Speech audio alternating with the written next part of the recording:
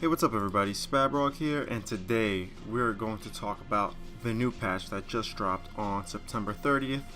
Last time we got a patch was on September 9th, so 3 weeks ago on that exact date we had another patch. So that means that they're still working on the game, and it seems like it's a month by month basis. I know before we were kind of like on a little hiatus because it was the summertime and people wanted to go on vacation, which is understandable because basically the whole team is volunteers at this point, you know? I know a lot of people don't like to hear that, but I'm not gonna sit here and lie to you, right? With that said, there has been some improvements to the game, and I think it's going in a good direction. The pace of it, though, for a lot of people, you know, wanting it to get done, it's a lot slower than any other game that you probably want to drop. So, again, it's something you keep in the background, and it'll amount to something eventually. Hopefully we can get like an investor after they see how much the game has, you know, came and improved and all that, but that's wishful thinking, and that's something I have no control of, but you know, something I'm hopeful for. So let's talk about the patch. So new features.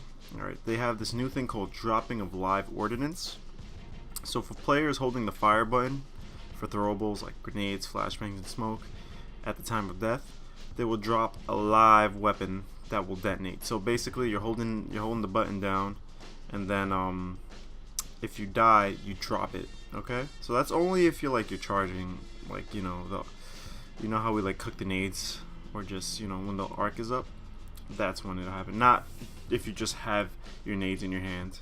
Alright, so it's not like martyrdom from COD. It's more like you're ready to pop them, but you know you died, so now it just drops to the ground and it's gonna activate.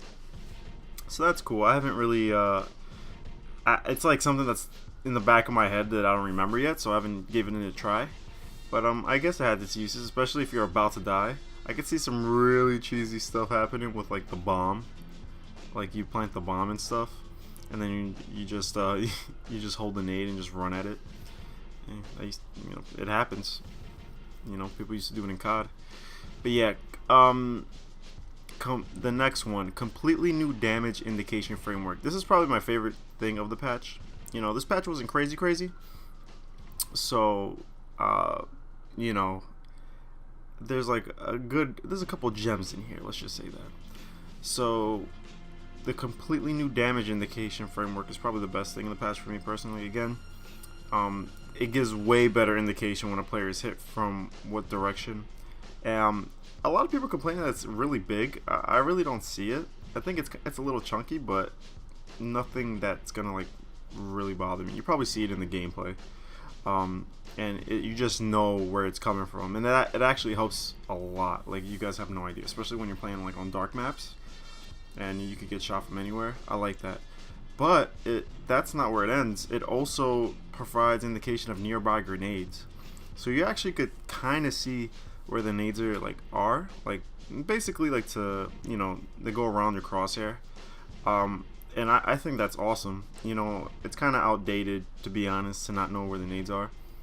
And, you know, in real life, you would know when a freaking nade's near you. So that's fine. And I don't think it's broken at all. People are like, oh, I mean, nades are like really good in this game regardless, so they're still going to be good. So I didn't see any, you know, gameplay problems right there. And next, so the shotgun has a new custom reload animation sequence. So now shotguns are being reloaded on a shell by shell basis, and it used to be a clip one, which made no sense. But you know, as placeholder, again, they're always they're always fixing this stuff, so that's gone. And it looks cool. You know, you're not allowed to move while reloading in prone because of reality, by the way. So if you're in prone, you're not going to be able to move. But yeah, so shotties are really good. I feel like they're very underrated. I think they might get nerfed a bit towards the end of the, you know, when the game actually comes out, because they have too much range for knockback, in my opinion. But yeah. Next off, jump to climb vaulting. So they expanded the jump to climb implementation to now accommodate obstacles at various heights ranging from mid-thigh and higher. Alright, so again, you know, they need a little bit more polish. They look like you teleport a little bit. It's weird, but they fixed the other one. So you know, I'm not too upset about that. As long as there's like a hot fix and then they touch it up, because the animation looks good. It just looks a little wonky. It looks like how the ladder was in the beginning, where like you kind of just doop, doop, doop, doop, like you just like kind of go up and then come back down. It's weird. Also, one thing I want to tell the devs: the jump to climb animation, it needs to recover way faster, because there's places where I could jump to climb, but it's like I'd rather just run around and not risk getting shot, you know.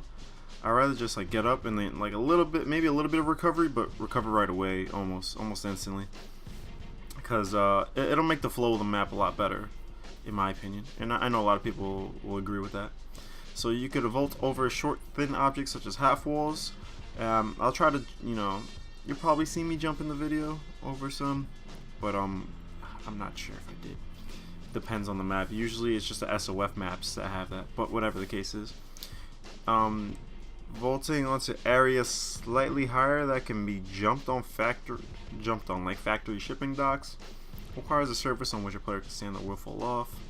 Jump and climbing to obstacles at mid-height from vaulting to the current jump to climb level.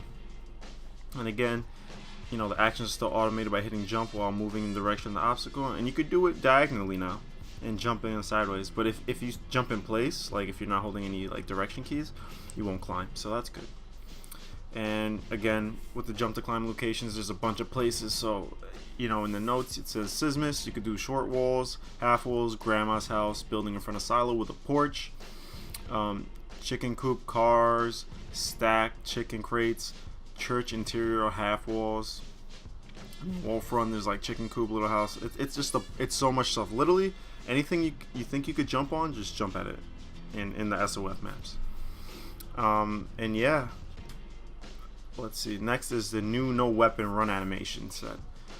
I think it's better, but it needs a lot of work, man. Like in terms of how it looks, like how it looks is fine, but the speed of the characters doesn't match the animation. And I'm running in the video with like nades in my hand so you can see how it looks. I think the animation doesn't look bad. It's like it's something worth polishing now, you know? Like they could tune it up, and I know they will, but you know, you still got to give the feedback regardless.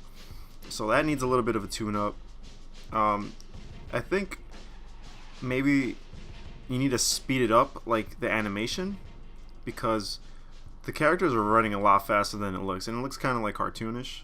So I hope that's some feedback you guys could deem useful. Next is ladder. So there's a third pass to refine feature.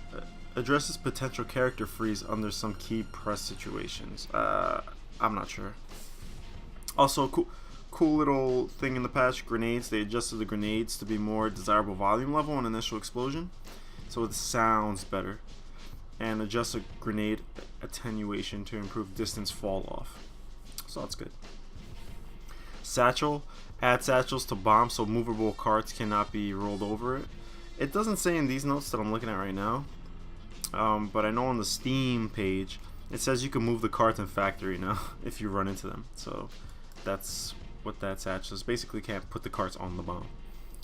And the match summary updated, so the background reduced clutter. They took away some stuff. Mild rearranging of player entries. Added player assist stats and awarded rank score values, because before we didn't know what our rank score was. And what I noticed is when you know, if you're playing against better people, you're gonna get higher rank score. And I think you have to start from the beginning of the game to the end, or else it won't count. Like kind of like in the old SOCOM days. I remember you couldn't like join a game and, you know, just hoard out. The HUD got updated. The magazine and fire rate images are no longer displayed when not applicable to equipped weapons, such as mines, grenades, C4, etc. Shotgun fire rate graphic is now a shell versus a bullet. Okay. And oh, shit, like remember what I was talking about before about the factory? So graphics and maps. So in factory, laundry carts can now be interacted with. Sneakers sway like the hanging mannequin. So there's one I think in the Terry spawn, if I believe. And got rid of a fall loop behind exit of third floor paint room. Nice. Okay. Stairs to shipping remove with addition of jump to climb vault. So you could just jump it. There used to be a little stairs, but it's all good. Sismus, a variety of collision fixes to allow for roof access enabled by jump to climb addition. Ooh. And yeah, leaderboard and player stats is a new background. They took away like the little coffee. I thought that was kind of corny, so I'm happy for that. Bug fixes. Player's head is at awkward angle when planting. Optic overlay remains 1 second after zooming out, so those two things are gone.